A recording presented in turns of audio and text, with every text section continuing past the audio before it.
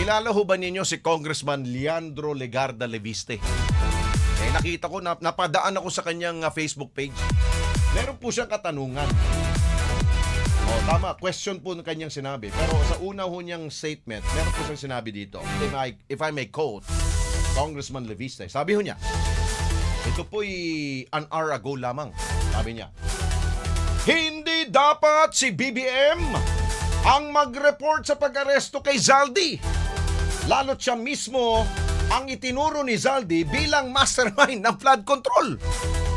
Paano paniniwalaan ang proseso kung ang akusado ang nagpapa-aresto sa nag-aakusa? Tama ba? Tama ba?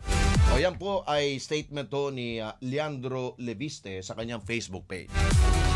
So, yan po'y katanungan po na isa pong mambabatas ng Batangas. Kaya hindi po natin maiwasan na maging ang ilan po nating mga kababayan, hindi ko naman nila lahat maaring marami, pero hindi naman ho lahat. May ilan po ang nagdududa pa rin sa balita ho ng Pangulo tungkol dito sa pagka-aresto kay Zaldico. Sige, ang anunsyo pala ho ay noong pong April 17. April 17 ay Biyernes. Kita nyo? Biyernes ho, inanunsyo ho yan ng ating pong Pangulo. Pero until now, may ilan pa rin po mga kababayan na tayo na hindi pa rin makapaniwala sa anunsyo ho ng Pangulo Marcos Jr.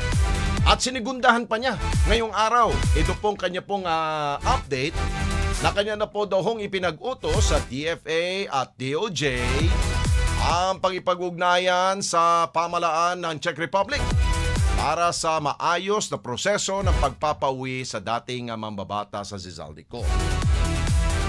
At ang sabi ho, kailangan hong makauwi dito si Zaldico dahil gusto ho niyang mapanagot ito dahil po sa kanya pong kinakaharap na kaso. Kailangan daw ho niya magpaliwanag sa taong bayan. Yan po sabi ho ng Pangulong Marcos Jr. Magpapadala na rin po ng Pilipinas ng High-Level Coordination Team na siya pong makipag-usap sa otoridad ng Czech Republic. So ibig sabihin, mukhang mahirap pong proseso ho yun, yung deportation na gagawin po kay Zaldico.